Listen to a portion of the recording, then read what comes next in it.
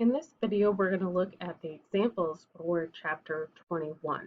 Chapter 21 looks at multiple short-term decisions that businesses go through. First, we're going to look at a special order. So we have a popcorn company that has the capacity to manufacture and sell 35 crates per month. And they have been approached by a nonprofit organization asking for a special order batch of 5,000 crates. So the special order would have a unique label, which has an additional variable cost of $1 per crate, but they would reduce previous variable costs by 50 cents because they don't have any distribution costs. So what is the incremental cost of creating a normal crate of popcorn and a special order crate of popcorn? Incremental costs are the costs that can't be avoided or are only pertinent to each decision. In special order decisions, we usually don't look at fixed costs because fixed costs can't be changed and generally can't be avoided. So in this incremental cost analysis, we're only going to look at the variable costs. So for a normal crate, we have our variable costs up here. We're going to add those three together, and we calculate that a normal crate is $19.50 for variable costs. A special order crate is going to have an additional 50 cents cost because they have an additional $1 cost, but they're removing 50 cents of their variable overhead. So we would have $5.50 plus $10.50 plus $3.50 plus $1 minus 50 cents. So we have a $20 cost for the special order crate. Now we want to look at what is the impact on monthly profit if we accept the order and our current production and distribution is 30,000 crates per month. So we have our normal sales of 35,000 crates and then the special order that we're going to be looking at.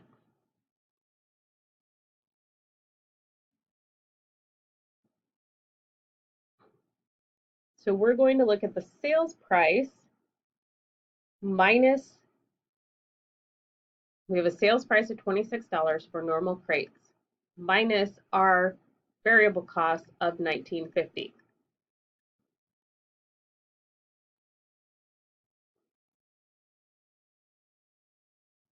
So that gives us a contribution margin, 26 minus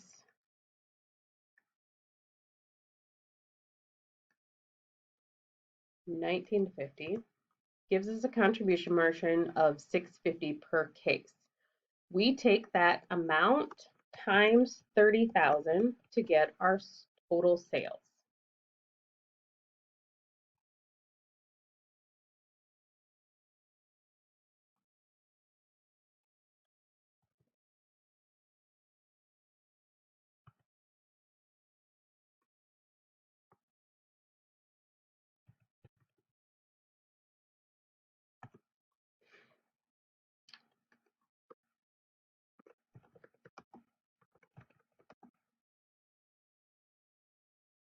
We have fixed costs of 122,000.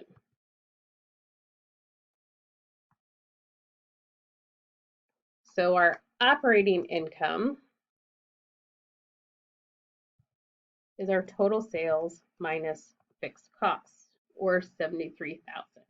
The impact of that special order, we're going to have a sales price of $22 per crate, and we have variable cost of $20. So we have a contribution margin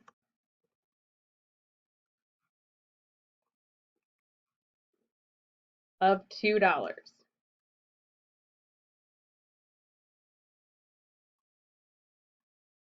The special order total sales is $2 times 5,000 crates.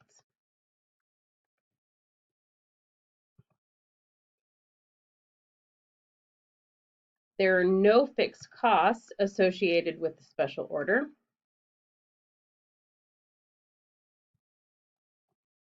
So at a current production and distribution of 30,000 crates, taking the special order, agreeing to the special order, adds $10,000 to our operating income. In which case, because we have the capacity, we should take the special order because it increases our operating income. Now we want to know, what if we're already producing and selling at our 35,000 crate capacity? So we've already seen up here that the most we can manufacture and sell without incurring additional fixed costs is 35,000 crates per month. That's our max capacity. So sales of 35,000 crates.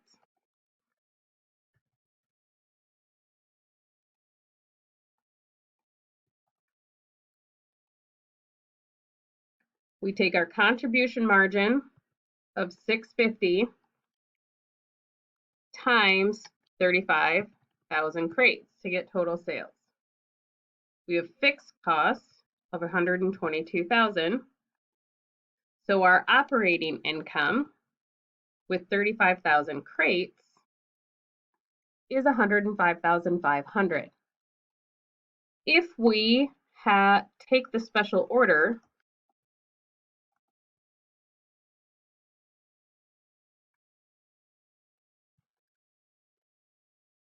we have to reduce our capacity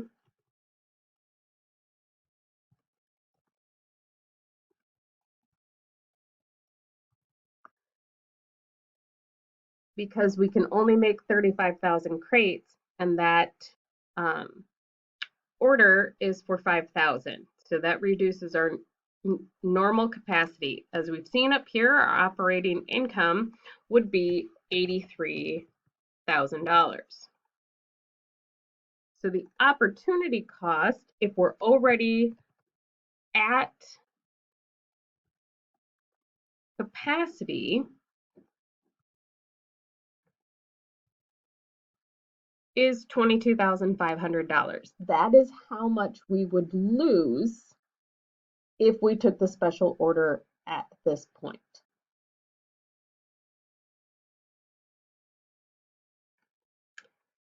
The next example looks at joint products.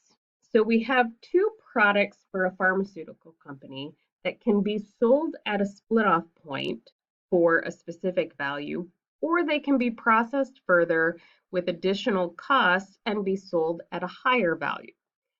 So the company needs to decide what they're going to do.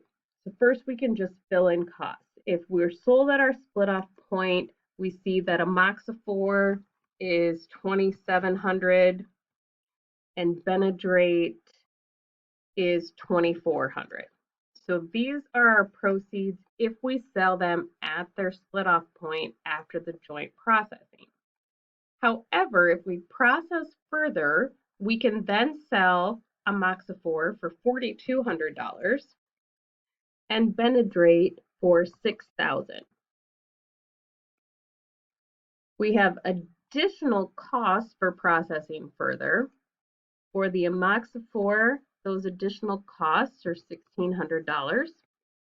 And for Benedrate, those additional costs are $3,700. So our proceeds, if we process further, for amoxicillin are $2,600 and for Benedrate, $2,300. Normally, if a product can make more at its split-off point than it does after being processed further, we would automatically sell at its split-off point, and we would not pay the additional to process further. However, in this case, if we read some information, we're told We already have high demand for amoxicillin. It far exceeds our capacity. So we don't even need to make the Benadryl. We could focus all our capacity on the amoxicillin. If we process further, if we sell at the split off point, amoxicillin has side effects of nausea and headaches. But if we process it further, these side effects are diminished.